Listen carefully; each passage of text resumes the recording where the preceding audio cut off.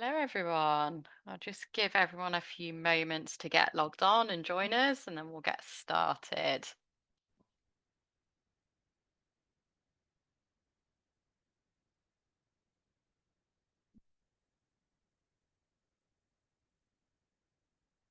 Okay, numbers are still going up at the moment.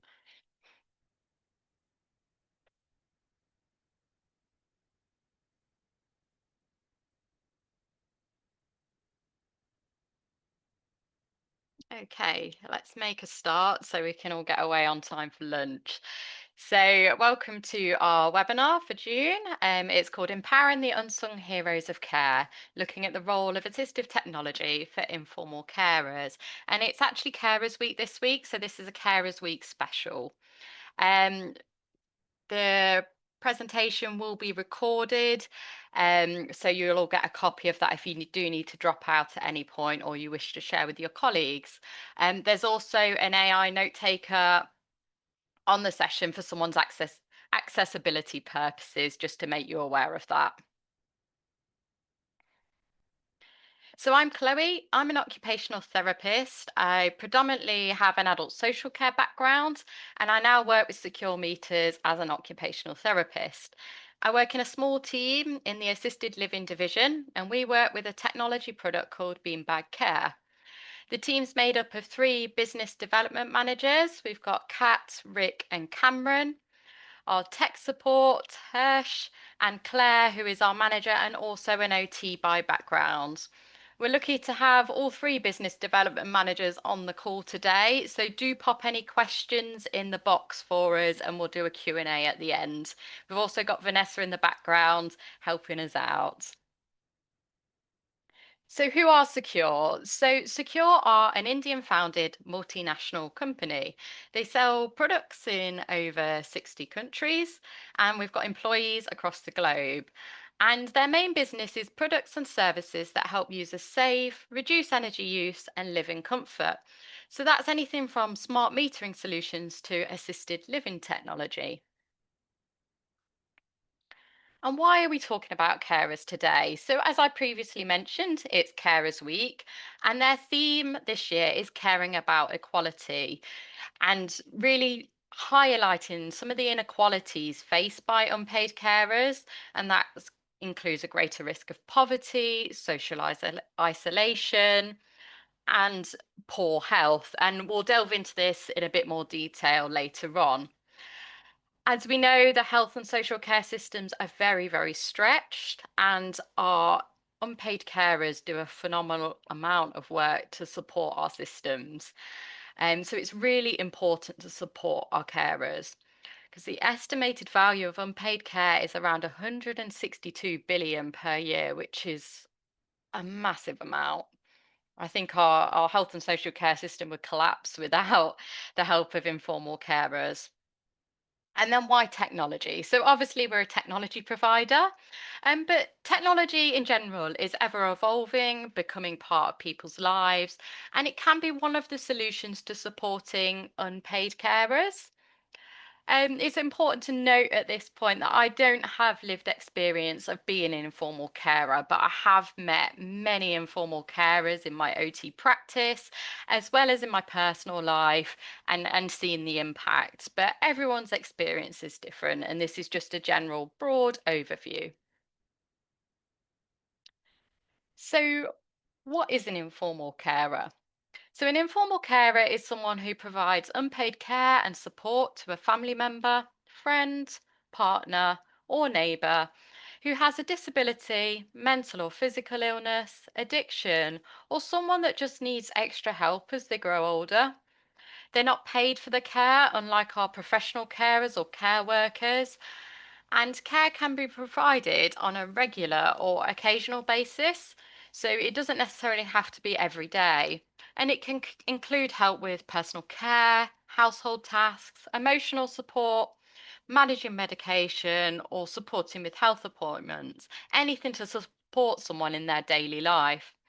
And the carer may live with the person that they're looking after, or they may not live with them. They could live miles away and still be an informal carer. So a little poll to make sure we're all awake. Do you know an informal carer, whether that's someone in your personal life, in practice, anyone that you've met? So I'll just give you a few moments to fill out the poll.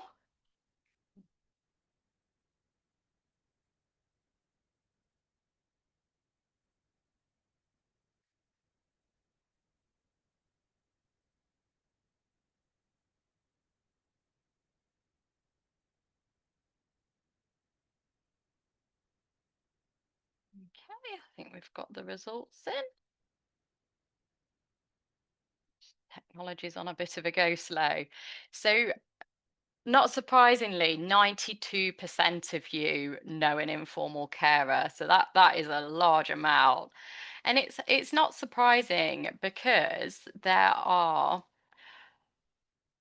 5.7 million informal carers in the UK. So that represents around 1 in 8 adults. And Carers UK estimate that the number could be as high as 10.6 million because there's lots of people that may not identify themselves as carers. They just identify themselves as a husband, a wife, son, daughter, friend, doing helping out a relative or friend.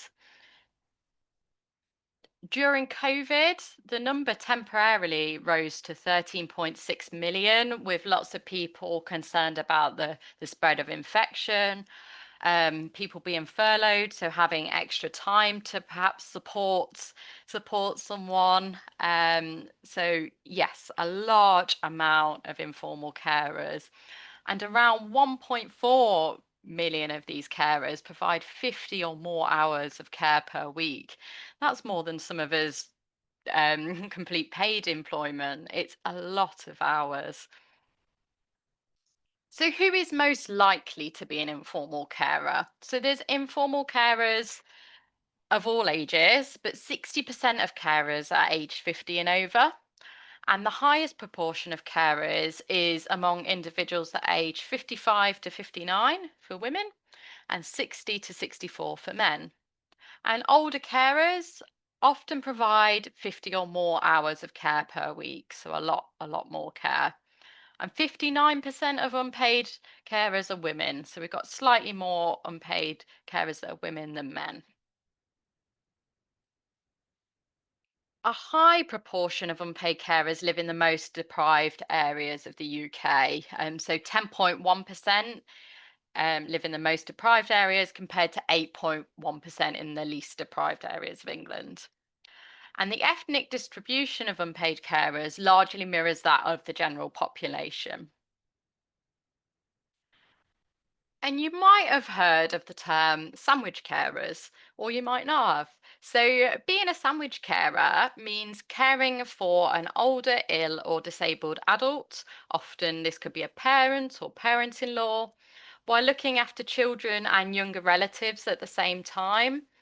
So there's around 2.4 million people in the UK who care for both older and younger generations. And most sandwich carers are aged 45 to 64, and 3 in 5 are women. And these figures are likely to rise. Overall, kind of our informal carer population is likely to rise, but sandwich carers in particular with an aging population. So, moving on now to some of the challenges faced by informal carers. There are lots of challenges that informal carers can face, and experience is very individual. But here are some of the most common challenges, according to Carers UK, that we're going to delve into a bit deeper and provide some facts. So, financial strain. Many carers have reduced income due to having to cut back on paid work or leaving employment entirely. So, this obviously has a knock on effect. And carers' allowance is really quite low. So, it's £81.90 per week. Um, so, adding to that financial strain. And a report suggested that over a quarter of unpaid carers actually live in relative poverty after their housing costs. So not only are people going above and beyond supporting relatives, friends, neighbours, but then they're having the burden of a financial strain on top of this, alongside employment difficulties. So, as I just mentioned, a lot of carers reduce hours or quit jobs because it's really hard to balance the two roles. And actually, 600 people give up work every day to provide care. That figure really surprised me. There's a lack of flexible working options or support from employers. I think it very much depends on what industry you work in, and some organizations are much more forward thinking and flexible than others. But we're certainly not quite there yet with supporting informal carers. Carers may also face discrimination or career stagnation due to their caregiving commitments. Again, depends on the organisation that they work for. And for those young carers, there's education challenges. So many young carers struggle with school attendance, homework, and peer relationships because, again, they're juggling their role of being a carer with their day-to-day life. And young carers in particular can face disrupted personal development. And young adult carers are 38% less likely to get a degree than their peers. And as a consequence of that, there's obviously risk of reduced future opportunities as well. And there's a health impact. So carers often neglect their own health. Many can report chronic exhaustion, often being up in the middle of the night, potentially supporting loved ones. And many report physical strain from lifting or assisting, particularly if they've not got the right equipment in place. 44% of unpaid carers have put off health treatment because of their own caring role. A lot of carers put loved ones' needs before themselves. Maybe they're worried about leaving them alone, worried what will happen if they need further investigations or an operation. Maybe they don't want kind of more formal support coming in to take their role temporarily. Um, so yeah, as a result of that, unpaid carers often can then put off their own health treatment, which we know in the long term is not a good idea, but they feel that they have no option or no choice. And carers that provide over 50 hours of care per week are not surprisingly at even higher risk of poor health outcomes. Caring is a demanding job for anyone, but let alone over 50 hours a week. And it's not only the physical health impact, the mental health impact as well. If anyone's working in the health and social care sector, you'll know how taxing it can be on our mental health, but even more so if you're an informal carer, because often they don't have the right support. So there's high rates of stress, anxiety, and depression due to caregiving pressures. 8 in 10 carers say that they feel lonely or socially isolated as a result of their role. Again, that might be because they feel that they can't leave their loved one, or because of their caring role, they've lost touch with social connections. They can't make social plans because of their caregiving commitments. Carers can often experience guilt, grief, and emotional exhaustion, and feel undervalued or invisible, which can in turn worsen emotional distress. And alongside this, a lot of carers report lack of support and recognition. So 46% of carers say that they need more recognition from their local authorities. But the difficulty we've got is many individuals don't identify themselves as carers, and therefore they miss out on available support. A lot of carers are very good at masking, pretending everything's okay, or downplaying situations. And potentially this is because they're scared about the consequences of asking for help. I've certainly met informal carers previously that didn't want to admit how challenging it was because they were frightened that their loved one was going to be put in a care home. But there's so much more support out there. But sometimes there is limited access to this support depending on the area you live in and the policies.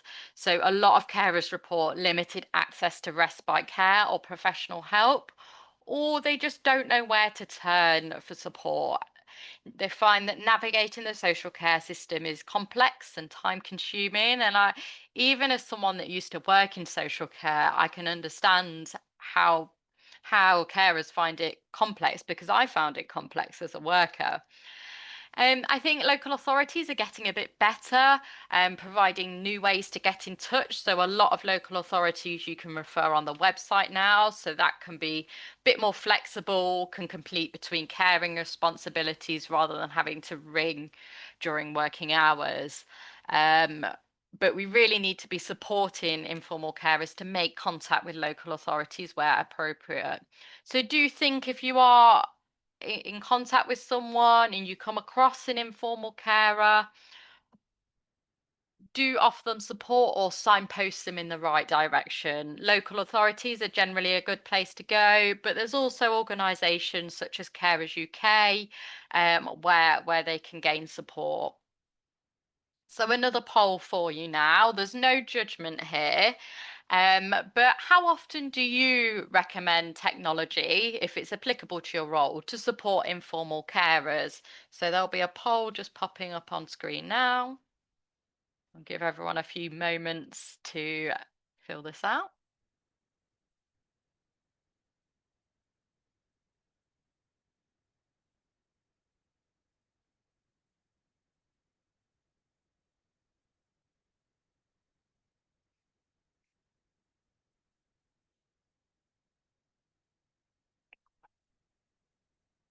As I say, no judgment here. It's more just getting an idea of people's prior knowledge of technology, um,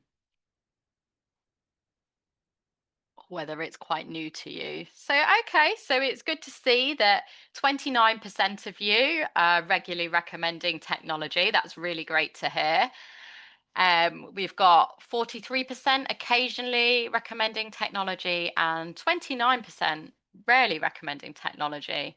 And none of you have put never. So that's really, really positive because the awareness of technology is still building out there in the health and social care sector. So this should be useful to everyone. In terms of thinking about technology slightly differently, so how technology can help informal carers. So it's important to note we're not claiming that technology support solves all the problems of our informal carers. It's certainly a holistic approach, but it's one of those things in your toolkit that might be able to support. So, we're going to go through a brief overview of types of technology that can be used. There are often lots of options and variations of these technology types, and as everyone's needs are different, we suggest you complete your own assessment as to which specific product is suitable. Or if you're lucky enough to have a local tech service, get in touch with those to find out what range of technology they offer. And TSA also have some great resources online too. So on to the technology then. So mobile apps. So apps can support carers in managing tasks and accessing resources. So there's apps that can support with care coordination. So there's an app called Jointly by Carers UK, just an example, where you can set reminders, calendar, sharing with another informal carer. So perhaps you're a son and daughter, both caring for a parent, and you can coordinate who is doing what. There's lots of mood and behavior tracking apps out there. So perhaps if the informal care is caring for someone with dementia or mental health concerns, mood and behavior tracking might be useful to identify any patterns or level of support that they might need that day. So apps can improve organization, coordination, and might in turn reduce stress for carers. There's online forums, so platforms that offer kind of peer support, learning, and advice. So lots of informal carers end up in their roles kind of accidentally. They often do not have a health and social care background. So lots of things such as equipment, techniques can be new to them. So actually, these online forums, as well as being able to kind of provide peer support with people that are in the same boat, can also provide learning and advice. So there's carer specific forums. I sound like I'm promoting Carers UK here, but they're such a good resource. They have their own forum. Um, there's dementia specific forums, Parkinson's, depending on kind of the condition, or more generic forums, things like Reddit or Mumsnet for the mums out there. And this can help improve confidence in caring role by obtaining extra knowledge and reduce social isolation by able to connect with people that are in similar situations. Video calling, a bit of an obvious one, but this can be used for two things really. So for social connection for the informal carer, maybe they're struggling to make in-person events, or in-person social events. So they could connect virtually. There's lots of things now going online, lots of groups happening online. So it might be a way that they can get some social interaction in their lives around their caring role. It also can be used for remote support. So allowing visual check-ins might take some kind of time, might help the carer because they don't have to physically travel to their loved ones. They might be able to kind of embrace technology to do some of those tasks. And there's obviously your kind of mainstream apps, WhatsApp, FaceTime, Zoom. Um, but particularly for our older generation, these might not necessarily be the most accessible for them. So there's tablets out there with simplified interfaces. So our Beanbag care system is an example of that, and I'll go through that a bit later on. There's also companion robots coming out, so actual robots that can provide that social connection as well. And we've got smart home technology. So, smart home technology helps create a safer, more manageable environment. And this could be anything from kind of voice controlled assistants. Now, I won't give an example of this because mine definitely will go off in my background. But there's lots of voice controlled assistants out there, depending on your preference. And these can link to things like smart lighting systems, heating systems. There's also smart plugs, appliances, video doorbells, and cameras. So this can help increase the independence for the person that the carer is supporting, ease some daily caregiving tasks if technology can perhaps replace some of those tasks. If the lighting is automated, for example, or the heating is automated, that takes a little task off the informal carer. Things such as video doorbells also might provide some reassurance to the carer. And moving on, we've got more types of technology. As I say, this is a very brief overview because technology is massive. There's so much out there. But this just gives you some ideas and gets you thinking about what is out there.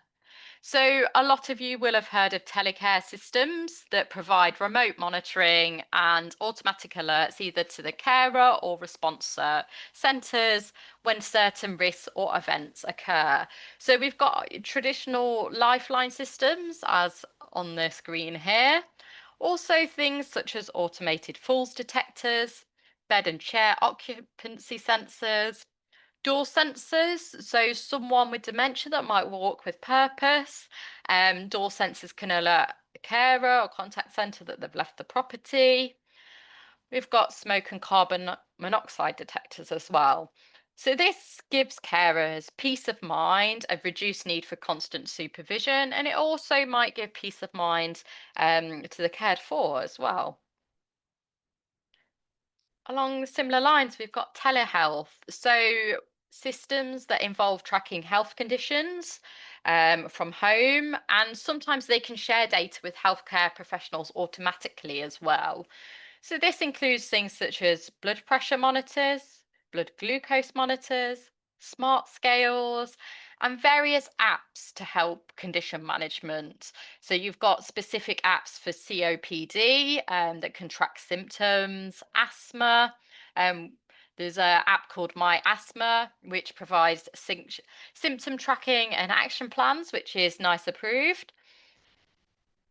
My Diabetes My Way, diabetes management and education. So all these sorts of apps can benefit the cared for by kind of empowering independence, but also kind of a knock-on impact to the informal carer because it reduces the need for frequent in-person appointments, particularly when these apps are linked to healthcare professionals. And if you want to find out about more like apps available, it's best to look on the NHS website because they list the approved apps. We've got medication management devices. So these, as it says on the tin, support with medication management, whether that's prompting or dispensing medication at the right time. So on screen, we've got an automated pill dispenser, but there's also different styles of pill dispensers. So there's robot style pill dispensers that can link to a video call and automatically dispense the medication. the there's apps that you can use to manage medication and provide reminders, or people use household items. So again, your voice controlled assistants. So this helps ensure medication compliance and can potentially, if it works, takes the task away from the carer. So it could potentially replace a visit or a phone call for medication prompting. And then we've got activity monitoring systems. So these fall under telecare but are slightly different. So you often find, I certainly found in practice, that people would source their own solutions because they didn't know what was out there. A lot of people in my practice use baby monitors and cameras, but with these sorts of devices comes privacy and dignity concerns. And potentially, if the person isn't aware or able to consent to their cameras, it's a concern under the Mental Capacity Act. But there are other systems that still need careful consideration, but that track movement via sensors, collecting proportionate data and only the data that is needed to figure out someone's kind of pattern of movement, whether they're getting out of bed at a reasonable time, whether they're using the bathroom regularly, etc. So I can obviously I'm very passionate about technology. I can talk about the benefits all day long, but I've narrowed it down to what's in the evidence base, which is limited, but it's growing. So studies suggest that for informal carers, technology can provide enhanced care management and communication because informal carers often juggle multiple responsibilities. Um, oh, skip the slide there. They often can be juggling multiple responsibilities. And according to a study by Damon et al., many carers use everyday technologies to support their caring role, like smartphones and virtual assistants, to streamline these tasks, which helps reduce cognitive load and improve the efficiency of care. Another one, improve safety and monitoring. So, assisted living technologies such as falls detectors, smart home sensors provide remote monitoring capabilities that can alert carers to emergencies quickly. And Nielsen et al. Highlights how these tools not only improve the safety of care for recipients, but also gives the carers peace of mind by allowing them to monitor their loved ones without a kind of constant physical presence. There's a study to suggest that there's increased acceptance of more innovative solutions. So, newer technologies like assistive robots are gaining traction among informal carers, particularly when they're a product that is easy to use and perceived as beneficial. So, studies show that trust and financial considerations are really important factors in affecting carers' willingness to adopt these calls. If the trust is there and it's financially viable, they're more likely to embrace it. Support for dementia care. So there was a study that found, obviously, that caring for dementia can be really challenging, but technology can help by providing reminders, monitoring, and facilitating communication. I think with my experience with dementia, getting technology in there as early as possible is crucial. So it becomes part of someone's day-to-day living. If someone's got more advanced dementia, technology may be more of a hindrance. So it's really about introducing technology as soon as possible. Reduction in physical and emotional burden. So, technology not only supports the care recipient, but also helps carers by reducing the need for kind of more travel and manual tasks, which can end up being quite physically demanding. So, this reduction in workload can help improve carers' well-being, help prevent burnout, and this was evidenced in various studies. But it's not right to speak about technology without acknowledging some of the challenges to technology. So, usability and training issues are a big one. So, lots of informal carers find technology difficult to learn and use, which in turn impacts their effectiveness. Um, Without proper training and ongoing support, carers might actually abandon these tools. And training issues and kind of confidence with technology also exists among staff. Lots of studies suggest that staff confidence and lack of training is a big barrier to implementation of technology. And this is why we're hosting some of these webinars to increase people's awareness of technology and what it can do. So please do spread the word with your colleagues if you think this might be useful to them. Lack of awareness and access. So, carers often don't know about the full range of assistive technology or how to obtain them. A lot of carers don't realize that often technology is available via local authorities, which then causes them to rely on general devices and more informal solutions. So, your self purchases of voice assistants, for example, which is great, but that might not be the right product for them or the most suitable product. Financial barriers. So, cost is obviously a significant concern. Carers may be unsure of the value of assistive technology, whether they're covered by funding schemes. And this is a key barrier noted in lots of studies. Privacy and trust concerns. So, lots of concerns around data privacy, security, and the reliability of technology can reduce carers' willingness to adopt new devices. So it's really important that organisations, and we do this at Beanbag Care, provide transparent information about data handling and security measures and where that data is stored. Technology often is not tailored to individual needs. So lots of technology are not customizable to meet the unique and evolving needs of carers because needs change, and then this can limit their usefulness.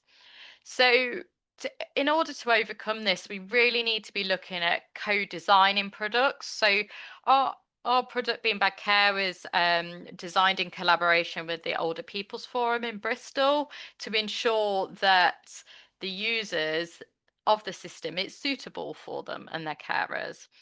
Um, it's also important to support modular systems that perhaps can be adjusted over time, whether things can be added or changed, and accept that one size does not fit all. We all have different needs, and different technology suits different people. So on to our technology then, Beanbag Care. So I've mentioned a few bits about it throughout, but I'll give you a bit more in-depth information. So we have a real preventative ethos with our system. So rather than waiting for issues such as carer breakdown to happen, we're looking at preventing those issues by providing technology early to support people. So it's a system designed to support people in their own homes, provide them peace of mind and their carers peace of mind. Um, it's a customizable package depending on what the person's needs. So as a base kit, it comes with a tablet, which is on screen here, and then additional sensors can be added as well. So that might be movement sensors, chair and bed sensors, humidity, CO2, and it also comes with an app for the inform for either the friend or family member, the informal carer that is supporting the individual. So that's the kit, and I'll provide a bit more detail in a moment. But I think I wanted to highlight I collect feedback from our product and evaluate it. The most common feedback we get from responders is it provides them peace of mind. And that's really important in terms of supporting our informal carers. So some of the features of Beanbag Care then. So it's got a video calling function on the tablet, and it's easy as a one button press to make contact with nominated family and friends, to make phone calls, whether that's incoming calls or outgoing calls. And this could be used for kind of just a general catch up, kind of providing that social element, but also for more practical things such as a medication prompt via video. It has an option of a heating element, so which will enable the heating to be adjusted via the tablet, or the nominated person can manage it remotely. So the responder might live miles away, but they can adjust the heating on the app. And the temperature feature is also really clever. So if used in conjunction with our sensors, if the person leaves the property, the temperature will turn down. And if they come back into the property, it will turn it back up to a safe level. Also provide sleep reports, and sleep reports are really important because if, for example, someone is getting up more often than usual during the night, this could be an early indication of a health condition such as a UTI. So again, coming back to that preventative approach. Our tablet has the ability to set kind of daily living reminders on the tablet. So whether that's reminders to eat and drink, whether that's the cleaners coming today, so certain events, it's son's birthday, they can be added onto the tablet to promote independence. And the system also sends alerts to the nominated person, so the responder, but only when an incident happens. So the responder is not bombarded with lots of unnecessary data and reports, unless they obviously want to be. We can provide more in-depth reports. But it's designed to not contribute towards carer stress and overwhelm. It's to provide alerts at the right time. And types of alerts can include lack of movement, unsafe temperature levels, unsafe CO2, humidity, and these go to the responder on the app, and they can have multiple responders. And if the responder is unable to respond, then it automatically goes to our 24-hour 7 contact center, who will then support the individual. So where does your role fit into all of this? So in the UK, whether that's under the Care Act, Carers Scotland Act, the Welsh equivalent, this gives the carers a right to an assessment of their own needs. And this is regardless of the amount or type of care they provide or their financial circumstances. So, as I mentioned earlier, if you do come across an informal carer, do signpost them to a carer's assessment, because this could be really beneficial to them. It's your job to promote awareness to technologies. So, as this diagram nicely shows, the clinician is the bridge between technology and the person. So, professionals should proactively inform informal carers or people that we support about available assistive technologies. And as part of that, we could integrate technology into our care plans. So, with other health and social care interventions, we should be also suggesting technology where it's appropriate. So, if you want to find out more about beanbag care specifically and what we can do and how we can help you, my lovely team are on hand to help. So, either pop a question in the box or their contact details are on screen. They're happy to come to you to do a demo of the product and give you a more full overview of what beanbag care can do. So, on to the question and answer section now.